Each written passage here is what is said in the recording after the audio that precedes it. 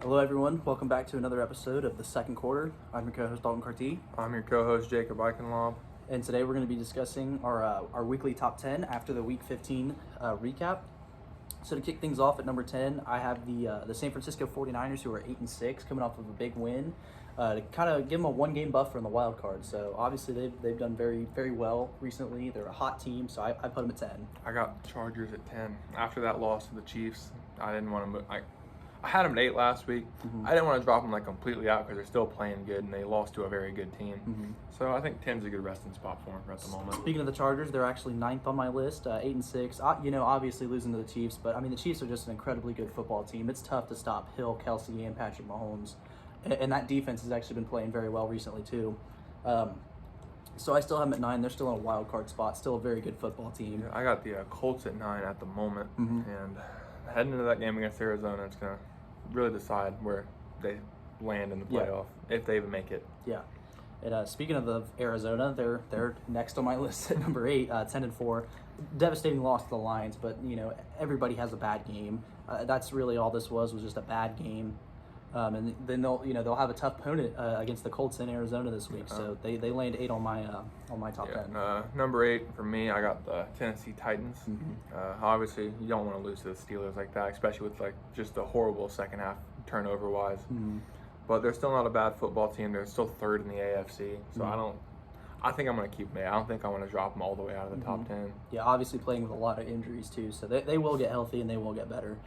Moving on to 7th, I have the 9-5 Patriots. I also got the Patriots at number 7. Gonna have a tough game next week against the Buffalo Bills, but it will be in Foxborough. So this is really going to decide whether the Patriots, whether the Patriots stay in the top 10 or not. Really, because if they drop 2 straight, definitely gonna be tough to kind of keep them in there. It's also a big division game because the Bills are only 1 game back of them at the moment.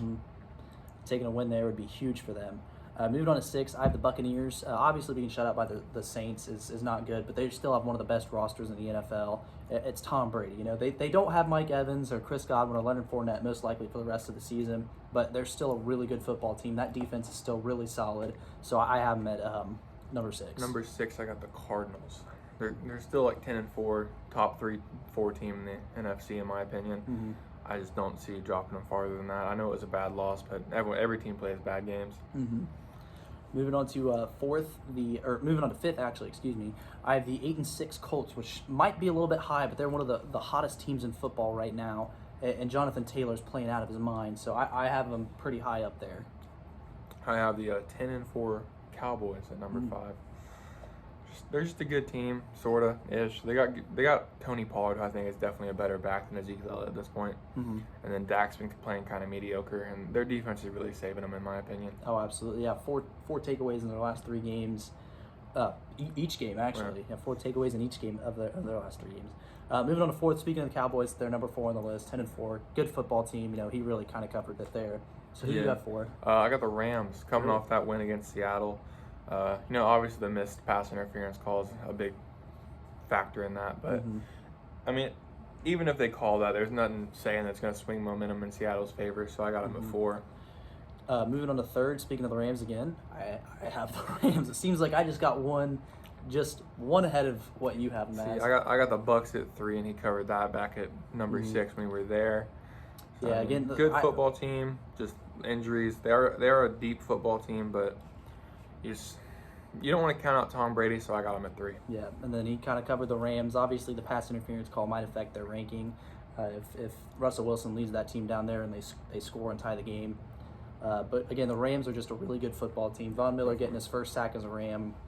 Very good defense, very good offense. Matt Stafford is an MVP candidate, so I got him at 3. And then at 2, I have the Kansas City Chiefs, who are just red hot. 7 straight wins, just ridiculous. And probably going to have 10 straight wins and win out. It could. It's very possible. They got the Broncos, Bengals, and Steelers. Obviously in reverse order there. All of those teams are fighting for a playoff spot, but still might make it a little bit tougher. The only way I don't see the Chiefs winning out is if they rest their starters in the last week against the Broncos. I think that just depends on if the Broncos can get up into position to take a wild card spot, because you obviously don't want to see your division rival get into the playoff, especially 2 of them in the Chiefs' case, because the Chargers are likely going to make it. So you don't want to see that, because And then obviously the Teddy Bridgewater situation is going to impact that too. Whether it's if Drew Lock is playing in Week 18, it's going to affect that team's chances. Yeah, definitely. And number 1, I think we both got the Packers. Just they're a good team. Yep. Winning with backups. You know, Aaron Rodgers is probably the MVP, in my opinion, the MVP. See, I think that too, but I was looking at the odds earlier. Tom Brady actually has the best odds to win MVP right now. I really think it should be. It's probably the yardage. He's got about 500 more yards on Aaron Rodgers. Actually, about 900. Oh, is it really? Yeah. The only difference is Rodgers has, I think, more, maybe like a couple less TDs, but he also has 7 less interceptions. Yeah, he has 4 interceptions all year, and then half of those coming in the first week. Yeah. So to recap our top 10, I have at 10 the 49ers, 9 Chargers, 8 Cardinals, 7 Patriots, 6 Buccaneers, 5 Colts, 4 Cowboys, 3 Rams, 2 Chiefs, and 1 is the Packers. Yeah, at 10 I got the Chargers, the Colts at 9, the Titans at 8, the Patriots at 7, the Cardinals at 6, the Cowboys at 5, the Rams at 4, the Bucs at 3, the Chiefs at 2, and the Packers at 1. So that's going to conclude our weekly top 10. We will see you in the next episode where we're talking about our Week 16 predictions and who's going to cover the spread and who won't. All right. So we'll see you then. See you, boys.